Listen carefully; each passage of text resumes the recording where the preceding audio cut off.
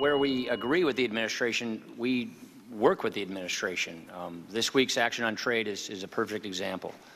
But on this health care law, we could not be more opposed to what the administration is doing. We really think this is doing a great harm to the health care system and to the people we all represent. So let me start by just addressing the big elephant in the room. Any day now, the Supreme Court, as you well know, because your name's Burwell, in King versus Burwell, is about to rule. And if the court rules against the administration, then millions of people will be stuck with a government-designed health insurance that they cannot afford. So, I mean, the big question is, then what? What about the people who are going to lose their subsidies and possibly their coverage? Is the president going to dictate to us how to fix this flawed law, or is the administration going to be willing to work with us to give families greater freedom in choosing the health care that works best for them? So with regard to the question of the courts, I think you know we believe that we are implementing the law as it was written, as the statute is written, as it was intended, as CBO has scored it for all these years, as recent articles have reflected, that those who were part of writing the law indicate that it should be. The idea that citizens in the state of New York should receive federal subsidies that taxpayers contribute to, and citizens in the state of Texas should not, is not what we think the law intended. I understand your opinion on what the court ought to do, but it stands to reason that there's a pretty decent chance that they may not go your way. So the question then is, then what? So if the court does decide, and if the court would decide for the plaintiffs, and in the idea that the court would say that subsidies in the federal marketplace are not eligible, those states that are part of the federal marketplace, that those citizens can't have those subsidies. If the court makes that decision, we're going to do everything we can, and we're working to make sure we are ready to communicate, to work with states, and do everything we can. But the critical decisions, if the court says that we do not have the authority to give subsidies, the critical decisions will sit with the Congress and states and governors to determine subsidies are available. So here's the question I'm trying to get at. Is the president going to stand up and wave, I have a one-page bill, I have a one-sentence fix, take it my way or the highway? Is that going to be the administration's position? Or is the administration going to be willing to work with Congress to find a way to give people more health care freedom? That's the question I'm trying to get at. With regard to the question of health care freedom, I think it is important to reflect the marketplace is a market. It uses private insurers. People that sign up in the marketplace are not on, so they have many choices. As a matter of fact, in the marketplace, this year, there were 25% more plans. That's more choice.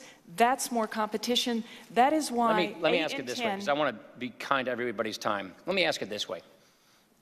If the plaintiffs prevail, if the King side wins, and then the exchanges are deemed unconstitutional, not legal in the federal exchange states, then the individual mandate is effectively struck down for those taxpayers in those states.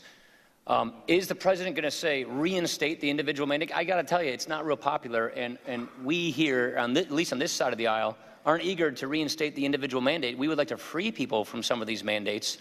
I'd say that the administration has kind of been a little two-sided on this particular issue, mandates, where you've delayed the employer mandate twice.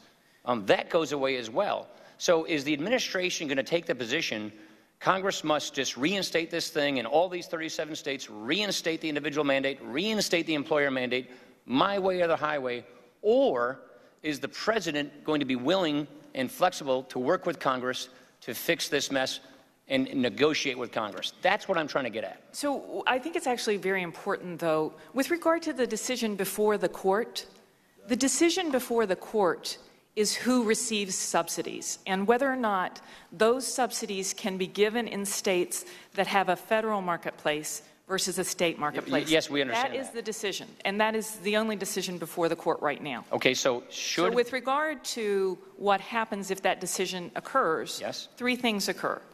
The first thing that occurs is for the people Secretary Burwell, we know what will occur. We all know this. The question is, what will the administration do? Will they stand up with one piece of paper and say, my way or the highway, or will they work with Congress to address the situation? So the problem that occurs if the court decides against us is that they have made a decision that the subsidy You're not going to isn't answer the available. question, are you? No, the answer is the problem that gets created is subsidies aren't available. They aren't available for millions of Americans. They lose their insurance. It drives up costs in the individual market. To solve that problem, the critical decisions are going to sit with the Congress or states. So for a bill to become a law, House, Senate, then the person at the other end of Pennsylvania Avenue, President, signs that law.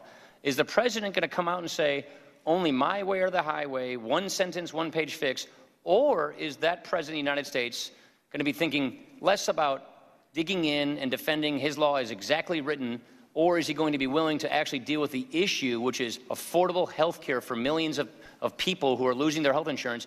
Is he going to work with Congress to address this situation, or is he going to put concrete around his ankles and say, it's my law or nothing? That's the question I'm trying to get at. So the President, and we have said, the administration has said all along, with regard to improvements, and we believe that there are improvements that can be made, we look at three things, and a fourth underlying: affordability, access, quality, and the issue of how it affects the deficit and our economy. We will look at anything and have that conversation. Okay. With regard to the specific that you raised, I do think it is important. The issue of the individual mandate, that is related to a very fundamental part of the system, which is pre-existing conditions. And it is our experience, at least in my conversations across the country, that most Americans believe that you shouldn't be kept out of insurance or banned. If I have a child that has a condition that's born with a particular condition, that I shouldn't spend my time worrying that that child will never get insurance once they go off mine. You're kind of going off topic. I'm going to cut you off there. We both know that there are ways of dealing with those problems without having to impose an individual mandate. Let me leave it there in the interest of everybody's time, Mr. Levin.